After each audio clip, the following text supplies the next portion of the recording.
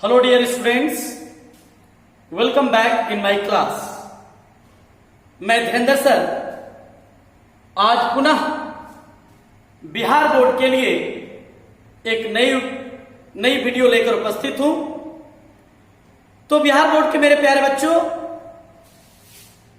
आप लोगों को मैंने लास्ट वीडियो में अर्थ पढ़ाया था और जिन जिन बच्चों ने दी अर्थ के वीडियो को देखा होगा, निश्चित रूप से आपने काफी कहानी को एंजॉय भी किया होगा और आप समझ भी गए होंगे। अब मैं आप लोगों के लिए समरी ऑफ दी अर्थ लेकर हाजिर हूं। आपको पता है कि आपके एग्जाम में ऑब्जेक्टिव क्वेश्चन के अलावा जो सब्जेक्टिव क्वेश्चन पूछे जाते हैं उनमें से प्रोज का समरी पूछा जाता है। तो जितना भी प्रोज में पढ़ा रहा हूं उसका समरी में आपको वीडियो के द्वारा भी, नोट्स के द्वारा भी मैं आप तक पहुंचाने का प्रयास कर रहा हूं। तो चलिए प्यारे बच्चों, आप देखोगे कि बोर्ड में राइटिंग आपको थोड़ी छोटी छोटी दिखाई दे रही होगी, लेकिन वीडियो के माध्यम से जब मुझे आपको समरी पढ़ाना होगा तो मेरे पास और कोई अभी न्यू टेक्नोलॉजी में उतना इंप्रूव नहीं कर पाया हो, तो आप इससे समझने का प्रयास करेंगे। अगर आपको देखने में प्रॉब्लम होता है तो मैं धीरे धीरे आपके लिए पढ़ रहा हूं, आप उस तरह से भी इसके समरी को अपनी कॉपी में नोट कर सकते हैं ना। चलिए, एक लाइन को अगर आप देखोगे, समझोगे तो याद करने में बड़ी आसानी आपको होगी। और आप जान लीजिए कि आपके एग्जाम के लिए दी अर्थ बहुत ही इंपॉर्टेंट चैप्टर है। The earth is a very interesting and didactic story. बहुत ही रुचिकर और डिडक्टिक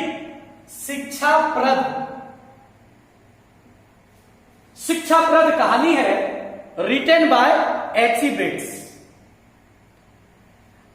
इसका मतलब हुआ कि दी अर्थ जो कहानी है वो बहुत ही रुचिकर और शिक्षाप्रद कहानी है जो एच.सी. बेट्स के द्वारा लिखा गया है। थ्रू दिस स्टोरी, इस कहानी के माध्यम से बेट्स हैज हाईलाइटेड मतलब उजागर करना, प्रकाशित करना, दी ट्रेजेडी मतलब दुख, of those parents who trust a lot on their children. कुछ वर्ड मीनिंग जो आप नहीं जान रहे हैं, मैं वर्ड मीनिंग के साथ आपको समझाने का प्रयास कर रहा हूं। आप वर्ड मीनिंग को अपनी कॉपी में नोट भी करते जाएंगे। यानी इस कहानी के माध्यम से एच.सी. बेट्स ने उन माता पिता के दुख को उजागर किया है, उन पेरेंट्स के दुख को उजागर किया है, who trust a lot on their children, जो अपने बच्चों पर आवश्यकता से अधिक विश्वास करते हैं, है ना। तो ये हो गया आपका एक पैराग्राफ। ध्यान दीजिएगा, मैंने नोट्स को 3 पैराग्राफ में लिखा है, आप भी ऐसे प्रयास करेंगे। This is the story of a poor farmer Johnson and his simple minded son Benji. यानी यह एक गरीब किसान जॉनसन की कहानी है और उनके सिंपल माइंडेड, यानी जो डल है, जो अनइंटेलिजेंट है, यानी जो सुस्त दिमाग वाला उसका बेटा है बेंजी। यानी मुख्यतः ये 2 लोगों की ये कहानी है। कहानी से आप परिचित है। Johnson was a preacher also. आपको मैंने बताया था कि जॉनसन सिंपल फार्मर के अलावा एक प्रीचर यानी उपदेश देने वाले व्यक्ति भी है। हु बिलीव्ड ये lord on god and the fate, जो भगवान पर और फेट मतलब भाग्य पर आवश्यकता से अधिक विश्वास करता था। But he was worried about his son Benji, लेकिन वह अपने बेटे बेंजी के लिए काफी चिंतित रहता था। On the advice of a doctor, एक डॉक्टर के सलाह पर Johnson got Benji some hands to keep him engage in work. आपको पता है कि जब वो डॉक्टर से मिला तो डॉक्टर ने कहा कि इसको काम में आप व्यस्त रखिए। तो डॉक्टर के सलाह पर जॉनसन ने अपने बेटे बेंजी को कुछ मुर्गियां दिया ताकि वह काम में व्यस्त रहे। Benji does not know about the hands and their eggs. Benji अपने मुर्गियों के बारे में और अंडों के बारे में to be sold in the market, उसे कुछ नहीं पता था कि मुर्गियों को कैसे पाला जाता है, उसके अंडों को कैसे मार्केट में सेल किया जाता है, इसकी उन्हें कोई जानकारी नहीं थी। हिज फादर हेल्प्ड हिम, उनके पिता ने उसको मदद किया and opened a passbook for him which he handed him at the age of 21। बिल्कुल समझ रहे हैं आप लोग? यानी उसको कुछ नहीं पता था, लेकिन उसके पिता ने उसकी मदद किया और उसके लिए बैंक में एक पासबुक भी खुलवाया। और जब वह 21 साल का हो गया तो उस पासबुक को जॉनसन ने बेंजी को सौंप दिया, उसके हैंड कर दिया। बेंजी इन कोर्स ऑफ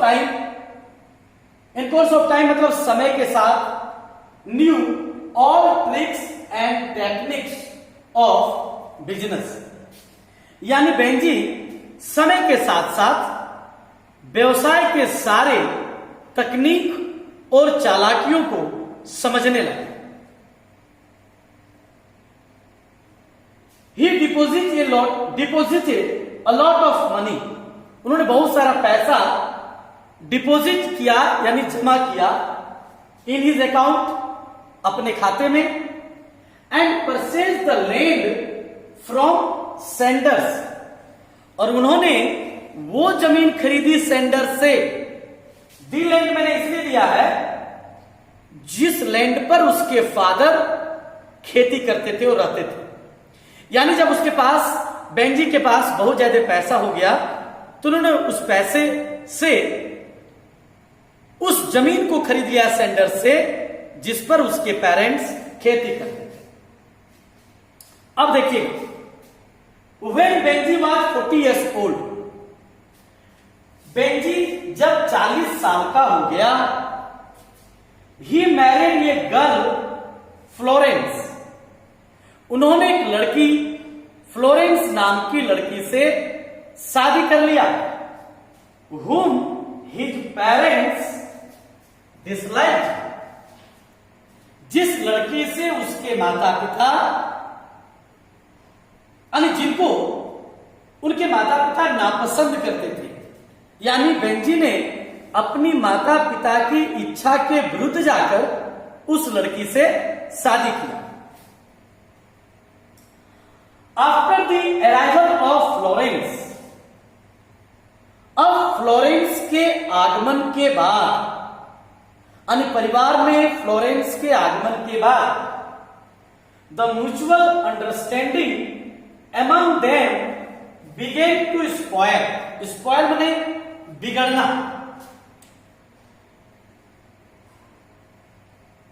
याद रखिएगा, स्पॉइल मतलब बिगड़ना, और म्यूचुअल अंडरस्टैंडिंग मतलब आपसी तालमेल, यानी sorry after the arrival of Florence, arrival का मतलब आगमन, यानी फ्लोरेंस के परिवार में आ जाने के बाद अब बाप बेटों के बीच जो आपसी तालमेल की जो भावना थी वो बिगड़ने लगी। Now Florence began to poison Benjie's ear against his parents.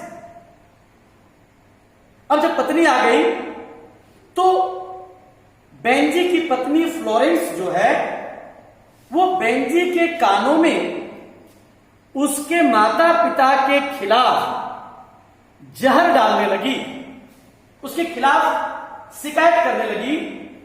And compelled her husband to get out his parents from him.